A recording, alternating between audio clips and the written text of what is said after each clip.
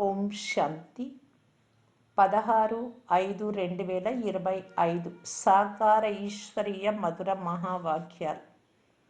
మధురమైన పిల్లలారా, మీ ప్రేమ ఒక్క తండ్రితోనే ఉంది. ఎందుకంటే మీకు వారి నుండి అనంతమైన వారసత్వం లభిస్తుంది. మీరు ప్రీతిగా నా బాబా అని అంటారు.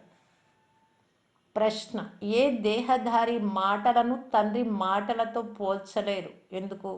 జవాబు: ఎందుకంటే తండ్రి చెప్పే ఒక్కొక్క మాట ఒక్కొక్క మహావాక్యం. ఈ మహావాక్యాలు రత్నాలు వినుట వలన మహోన్నతంగా అనగా పురుషోత్తములుగా అవుతారు. తండ్రి మహావాక్యాలు మిమ్మలను సుగంధ పుష్పాలుగా తయారు చేస్తాయి. మానవుల మాటలు మహావాక్యాలు కావు. వాటి వలన ఇంకా పతనం అవుతూ వచ్చారు. పాట: ప్రపంచము మారిపోయిన. ఓం శాంతి. పాట మొదటి చరణంలో కొంత అర్థం ఉంది. మిగిలిన పాటంతా దేనికి పనికిరాదు. ఉదాహరణకు గీతలో భగవాను వాచ మన్మనాభవ మధ్యాజీ భవ, ఈ పదాలు సరి అయినవే. దీనినే పిండిలో ఉప్పు ఉన్నంత సత్యమని అంటారు. భగవంతుడు అని ఎవరిని అంటారు? ఇప్పుడు పిల్లలైన మీరు బాగా తెలుసుకున్నారు. శివ్ బాబాను భగవంతుడు అని అంటారు. శివ్ బాబా వచ్చి శివాలయాన్ని రచిస్తారు. ఎక్కడికి వస్తారు? వేశ్యాలయంలో వచ్చారు. స్వయం వారే వచ్చి చెప్తున్నారు, ఓ మధురాతి మధురమైన అతి ప్రియమైన అపురూపమైన ఆత్మిక పిల్లలారా. వినేది ఆత్మనే కదా. ఆత్మలైన మనం అవినాశి అని మీకు తెలుసు. ఈ దేహం వినాశి. ఇప్పుడు ఆత్మలైన మీరు పరంపిత పరమాత్మ ద్వారా మహావాక్యాలు వింటున్నారు. ఒక్క పరంపిత పరమాత్మ చెప్పేవి మహావాక్యాలు.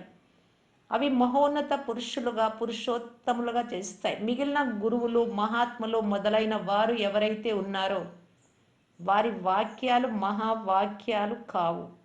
శివోహం అనేది కూడా సత్యమైన వాక్యం కాదు. ఇప్పుడు మీరు తండ్రి నుండి మహావాక్యాలు విని సుగంధభరిత పుష్పాలుగా అవుతున్నారు. ముళ్ళకు పుష్పాలకు ఎంత వ్యత్యాసం ఉంది? మనకు వినిపించేది మనుషులు కాదు అని ఇప్పుడు పిల్లలైనా మీకు తెలుసు. బ్రహ్మలో శివబాబా విరాజమానమై ఉన్నారు. వారు కూడా ఆత్మనే, కానీ వారిని పరమాత్మని అంటారు. ఇప్పుడు పతితాత్మలు పిలుస్తున్నారు, ఓ పరమాత్మ రండి, మీరు వచ్చి మమ్మలను పావనంగా చేయండి. వారు పరమపిత, పరమగా అంటే శ్రేష్టంగా చేయువారు. మీరు పురుషోత్తములు కనుక పురుషులందరిలో ఆత్మలందరిలో ఉత్తమ పురుషులుగా అవుతారు. వారు దేవతలు. పరమపిత అను పదం చాలా మధురమైనది. సర్వవ్యాపి అనడం వలన అంత మాధుర్యం రాదు. మీలో కూడా చాలా కొద్ది మంది మాత్రమే ఆంతరిక ప్రీతితో స్మృతి చేస్తారు. ఆ స్త్రీ పురుషులు ఒకరినొకరు స్థూలంగా స్మృతి చేస్తూ ఉంటారు. ఇది ఆత్మలు పరమాత్మను చాలా ప్రీతిగా స్మృతి చేయడం. భక్తి మార్గంలో ఇంత ప్రీతిగా పూజించలేరు. ఆ ప్రేమ ఉండదు. అసలు వారెవరో తెలియకుంటే ప్రేమ ఎలా ఉంటుంది? ఇప్పుడు పిల్లలైన మీకు చాలా ప్రేమ ఉంది. ఆత్మ నా బాబా అని అంటుంది. ఆత్మలంతా సోదరాత్మలే కదా. ప్రతి సోదరుడు బాబా మాకు తమ పరిచయాన్ని ఇచ్చారు అని అంటారు. కానీ దానిని ప్రేమ అని అనరు. ఎవరి ద్వారా కొంత లభిస్తుందో వారిపై ప్రీతి ఉంటుంది. తండ్రిపై పిల్లలకు ప్రేమ ఉంది. ఎందుకంటే తండ్రి నుండి వారసత్వం లభిస్తుంది. ఎంత ఎక్కువ వారసత్వం లభిస్తే పిల్లలకు అంత ఎక్కువ ప్రీతి ఉంటుంది. తండ్రి వద్ద ఆస్తే లేకుండా తాతగారి వద్ద ఉంటే తండ్రిపై అంత ప్రేమ ఉండదు. అప్పుడు తాత పైన ప్రేమ ఉంటుంది. ఇతడితో ధనం లభిస్తుంది అని భావిస్తారు. అయితే వీరు అనంతమైన తండ్రి, మనల్ని తండ్రి చదివిస్తున్నారు అని పిల్లలైన మీకు తెలుసు. ఇది చాలా సంతోషించే విషయం. భగవంతుడు మనకు తండ్రి, రచయిత అయిన ఆ తండ్రిని గురించి ఎవ్వరికీ తెలియదు. తెలియనందున స్వయాన్ని నేనే తండ్రిని, భగవంతుడు నేనే అని అనేస్తారు. లేదా భగవంతుడు సర్వవ్యాపి అనేస్తారు. ఉదాహరణకు చిన్న బాలుడిని నీ తండ్రి ఎవరు అని అడిగితే చివరికి నేనే అని అనేస్తాడు. వారు తల్లిదండ్రుల అందరికీ తండ్రి. ఆ విషయం మీకు తెలుసు. ప్రపంచానికి అంతటికీ తండ్రి. ఇప్పుడు మనకు లభించిన అనంతమైన తండ్రికి తండ్రి ఎవ్వరూ లేరు. వీరు అత్యంత ఉన్నతమైన తండ్రి కనుక పిల్లల ఆంతరికంలో సంతోషం ఉండాలి. ఆ యాత్రలకు వెళ్తే అక్కడ ఇంత సంతోషం ఉండదు. ఎందుకంటే అక్కడ ప్రాప్తి ఏది లేదు. కేవలం దర్శనం చేసుకునేందుకు వెళ్తారు. అనవసరంగా ఎన్నో ఎదురు దెబ్బలు తింటారు. ఒకటేమో తల నుదురు అరిగిపోతుంది, రెండవది ధనం కరిగిపోతుంది. ధనం చాలా ఖర్చు చేస్తారు, ప్రాప్తి ఏమీ లేదు. భక్తి మార్గంలో ఆదాయం ఉండి ఉంటే భారతవాసులు చాలా శ్రీమంతులుగా అయ్యేవారు. మందిరాలు మొదలైనవి నిర్మించేందుకు కోట్లాది రూపాయలు ఖర్చు చేస్తారు. సోమనాథ మందిరం ఒక్కటే కాదు, రాజులందరి గృహాలలో మందిరాలు ఉండేవి. 5,000 సంవత్సరాల క్రితం మీకెంత ధనం ఇచ్చి ఉండినాను, మిమ్మలను విశ్వానికి అధికారులుగా చేసి ఉండినాను. ఇలా చెప్పేది ఒక్క తండ్రి మాత్రమే. 5,000 సంవత్సరాల క్రితం మీకు రాజయోగం నేర్పించి మిమ్మలను ఇలా చేశాను, ఇప్పుడు మీరు ఎలా అయిపోయారు? ఇదంతా బుద్ధిలోకి రావాలి కదా. మేమెంతో శ్రేష్టంగా ఉండే వారము, పునర్జన్మలు తీసుకుంటూ తీసుకుంటూ పూర్తి నేలపై పడిపోయాము, గవ్వ సమానమైపోయాము. ఇప్పుడు మళ్ళీ బాబా వద్దకు వచ్చాము. ఆ బాబా మనల్ని విశ్వానికి అధిపతులుగా చేస్తారు. ఈ విషయం మీకు తెలుసు. ఈ ఒక్క యాత్ర ద్వారా మాత్రమే ఆత్మలకు తండ్రి లభిస్తారు. కనుక మనస్సులో ఆ ప్రేమ ఉండాలి. పిల్లలైనా మీరు ఇక్కడికి వచ్చినప్పుడు ఏ తండ్రి ద్వారా మాకు మళ్ళీ విశ్వ చక్రవర్తి పదవి లభిస్తుందో ఆ తండ్రి వద్దకు వచ్చాము అని మీ బుద్ధిలో ఉండాలి. ఆ తండ్రి మీకు శిక్షణను ఇస్తున్నారు. పిల్లలు, దైవీ గుణాలు ధారణ చేయండి. నేను సర్వశక్తివంతుడను, పతిత పావనుడను. అటువంటి తండ్రినైనా నన్ను స్మృతి చేయండి. నేను కల్ప కల్పము వచ్చి నన్ను ఒక్కరిని స్మృతి చేస్తే వికర్మలు వినాశనం అవుతాయని మీకు చెప్తున్నా. మనకు అనంతమైన తండ్రి లభించారు అని మీ మనస్సులో ఉండాలి. నేను గుప్తంగా ఉన్నానని తండ్రి చెప్తున్నారు. నేను గుప్తమని ఆత్మ చెప్తుంది. శివబాబా వద్దకు, బ్రహ్మ బాబా వద్దకు వెళ్తున్నాము అని మీరు భావిస్తారు. వారిప్పుడు కంబైన్డ్గా ఉన్నారు. వారిని కలుసుకునేందుకు వెళ్తారు. వారి ద్వారా విశ్వానికి అధికారులుగా అవుతారు. లోపల ఎంతో బేహద్దు ఖుషి ఉండాలి.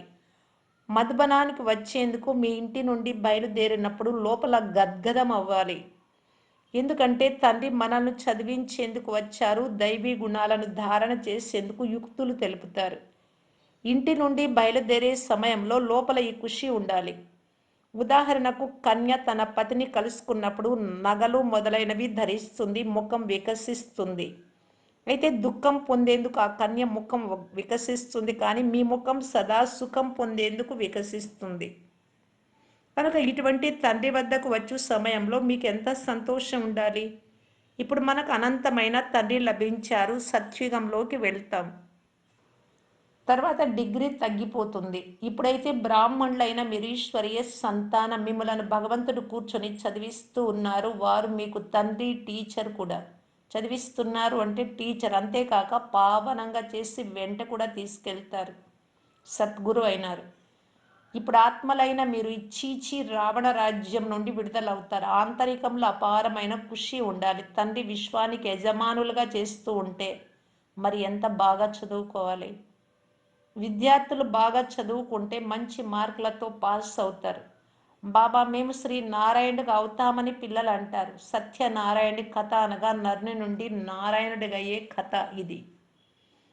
ఆ అసత్య కథలు జన్మ జన్మాంతరాలుగా వింటూ వచ్చారు. ఇప్పుడు తండ్రి ద్వారా ఒక్కసారి మాత్రమే మీరు సత్యమైన కథ వింటారు. తర్వాత అది భక్తి మార్గంలో కొనసాగుతుంది. ఉదాహరణకు శివబాబా జన్మించారు. ప్రతి సంవత్సరం వారి జయంతిని జరుపుకుంటూ వచ్చారు కదా. అయితే వారు ఎప్పుడు వచ్చారు, ఏం చేశారు కొంచెం కూడా తెలియదు.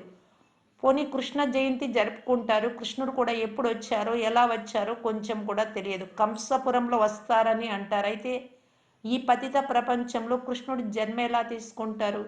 బేహద్దు తండ్రి వద్దకు వచ్చామని పిల్లలకి ఎంత సంతోషం ఉండాలి. మాకు ఫలానా వారి ద్వారా జ్ఞాన బాణం తగిలింది అని బాబా వచ్చారని తెలిసింది. ఆ రోజు నుండి తండ్రిని స్మృతి చేస్తూ ఉన్నామని అనుభవం కూడా వినిపిస్తారు కదా. ఇది మీ అత్యంత గొప్ప తండ్రి వద్దకు వచ్చే యాత్ర. బాబా సత్యమైన వారు పిల్లల వద్దకు వస్తారు కూడా.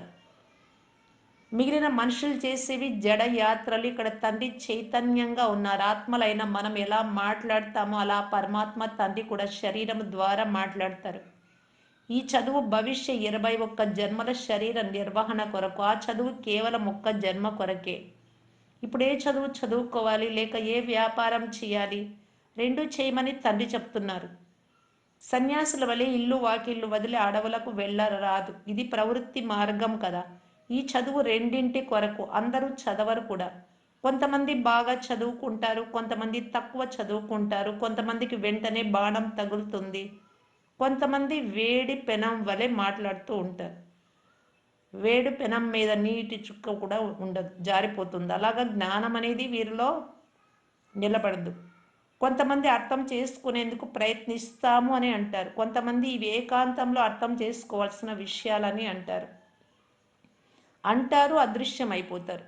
ఎవరికైనా జ్ఞాన బాణం తగిలితే వెంటనే వచ్చి అర్థం చేసుకుంటారు. కొంతమంది మాకు తీరిక లేదు అని అంటారు, అనగా వారికి బాణం తగలలేదు అని భావించాలి. బాబాకు బాణం తగిలిన వెంటనే అంతా వదిలేశాడు కదా, చక్రవర్తి పదవి లభిస్తూ ఉంటే దాని ముందు ఇదెంత అని భావించాడు. మనము తండ్రి నుండి రాజ్య పదవి తీసుకోవాలి. ఇప్పుడు తండ్రి చెప్తున్నారు, వ్యాపారము మొదలైనవి కూడా చెయ్యండి. కేవలం ఒక వారం వచ్చి మంచి రీతిగా అర్థం చేసుకోండి. గృహస్థ వ్యవహారాలు కూడా సంభాళించాలి, పిల్లలను కూడా పాలన చేయాలి. సన్యాసులైతే రచించి పారిపోతారు. మీరైతే ఇక్కడ రచించారు కనుక, మీ పిల్లలు ఉన్నారు కనుక వారిని మంచి రీతిగా, చిన్న పిల్లలైతే సంభాలన చేయాలి. తండ్రి చెప్తున్నారు, మీ స్త్రీ కానీ పుత్రుడు కానీ మీ మాట వింటే సుపుత్రుడు అని భావించండి. జ్ఞానం విషయాలు వింటే, వినకుంటే కుపుత్రుడిగా భావించండి. సుపుత్రుడు ఎవరో కుపుత్రుడు ఎవరో తెలిసిపోతుంది కదా. తండ్రి చెప్తున్నారు, మీరు శ్రీమతంను అనుసరిస్తే శ్రేష్టంగా అవుతారు, లేకుంటే వారసత్వం లభించదు. పవిత్రులుగా అయ్యి సుపుత్రులుగా అయ్యి పేరు ప్రసిద్ధం చేయండి. బాణం తగిలితే ఇక మేము సత్యమైన సంపాదన చేస్తాము అని అంటారు. శివాలయంలోకి తీసుకెళ్లేందుకు తండ్రి వచ్చారు కనుక శివాలయంలోకి వెళ్లేందుకు అర్హులుగా అవ్వాలి. ఇది శ్రమతో కూడిన పని. ఇప్పుడు శివబాబాను స్మృతి చెయ్యండి. మృత్యు ఎదురుగా ఉంది అని చెప్పండి, వారికి కూడా కళ్యాణం చేయాలి కదా. ఇప్పుడు స్మృతి చేస్తే వికర్మలు వినాశనం అవుతాయి అని చెప్పండి. తల్లిగారింటిని అత్తగారింటిని ఉద్ధరించడం పిల్లలైన మీ కర్తవ్యం. ఎప్పుడు పిలిస్తే అప్పుడు వారి కళ్యాణం చేయడం మీ కర్తవ్యం. దయా హృదయులుగా అవ్వాలి. పతిత తమో ప్రధాన మనుషులకు సతో ప్రధానమయ్యే దారి చూపించాలి. ఏ వస్తువైనా క్రొత్తది నుండి పాతదిగా తప్పకుండా అవుతుంది అని మీకు తెలుసు. నరకంలో అందరూ పతిత ఆత్మలే ఉన్నారు, అందుకే వారు పావనంగా కావటానికి గంగలో స్నానం చేయడానికి వెళ్తారు. మొదట మనము పతితులము అని అర్థం చేసుకోవాలి, అందువలన పావనంగా కావాలి. తండ్రి ఆత్మలకు చెప్తున్నారు, నన్ను స్మృతి చేస్తే మీ పాపాలు తొలగిపోతాయి. సాధు సత్పురుషులు మొదలైన వారందరికీ తండ్రి చెప్తున్నారు, నన్ను స్మృతి చేయండి అన్న సందేశం ఇవ్వండి. యోగ అగ్నితో లేక స్మృతి యాత్ర ద్వారా మీ మలినాలు తొలగుతూ వస్తాయి. మీరు పవిత్రమై నా వద్దకు వచ్చేస్తారు. నేను మీ అందరినీ జతలో తీసుకెళ్తా. తేలు మెత్తని వస్తువును చూస్తే కుడుతుంది, రాతిని కుట్టదు. మీరు కూడా తండ్రి పరిచయం ఇలా ఇవ్వండి. తండ్రి ఇది కూడా తెలిపించారు, నా భక్తులు ఎక్కడెక్కడ ఉంటారు. శివాలయాలు, కృష్ణ మందిరాలు, లక్ష్మీనారాయణల మందిరాలలో ఉంటారు. భక్తులు నన్ను భక్తి చేస్తూ ఉంటారు, వారు కూడా పిల్లలే కదా, నా ద్వారా రాజ్యం తీసుకున్నారు. ఇప్పుడు పూజ్యుల నుండి పూజారులుగా అయ్యారు, దేవతల భక్తులు కదా. నంబర్ 1 భక్తి శివుడి అవ్యభిచారి భక్తి. క్రింద పడుతూ పడుతూ ఇప్పుడు భూత పూజ చేస్తున్నారు. శివుడి పూజారులకు అర్థం చేయించడం సులభం. ఈ ఆత్మలందరి తండ్రి అయిన శివబాబా స్వర్గ వారసత్వం ఇస్తారు. ఇప్పుడు తండ్రి చెప్తున్నారు, నన్ను స్మృతి చేస్తే మీ కర్మలు వినాశనం అవుతాయి. మేము మీకు సందేశం ఇస్తాము. ఇప్పుడు తండ్రి చెప్తున్నారు, నేను పతిత పావనుడను, జ్ఞాన సాగరుడను. జ్ఞానం కూడా వినిపిస్తున్నాను, పావనంగా ఎందుకు యోగం కూడా నేర్పిస్తూ ఉన్నాను. బ్రహ్మ శరీరం ద్వారా నన్ను స్మృతి చేయండి అను సందేశం ఇస్తున్నాను. మీ 84 జన్మలను స్మృతి చెయ్యండి, ఇలా చెప్పండి. మీకు మందిరాలలో కుంభమేళాలలో భక్తులు లభిస్తారు. అక్కడికి వెళ్ళి మీరు పతిత పావని గంగనా లేక పరమాత్మన అని అడిగి వారికి అర్థం చేయించవచ్చు. మేము ఎవరి వద్దకు వెళ్తున్నాము అని పిల్లలకు సంతోషం ఉండాలి. ఎంత సాధారణంగా ఉన్నారు, ఆడంబరం ఏం చూపించాలి. గొప్ప మనిషిగా కనిపించేందుకు శివబాబా ఏం చేయాలి. సన్యాసుల వస్త్రాలనైతే ధరించలేరు. తండ్రి చెప్తున్నారు, నేను సాధారణ శరీరాన్ని తీసుకున్నాను, నేనేం చెయ్యాలో మీరే సలహా ఇవ్వండి. ఈ రథాన్ని ఎలా అలంకరించాలి. ముస్లింలు హుస్సేన్ గుర్రాన్ని అలంకరిస్తారు. ఇప్పుడు శివబాబా రథముగా ఎద్దును తయారు చేశారు, నందిని. ఎద్దు మస్తకంపై గోల్ గోల్ అంటే గుండ్రంగా ఉండే శివుడి చిత్రాన్ని కూడా చూపిస్తారు.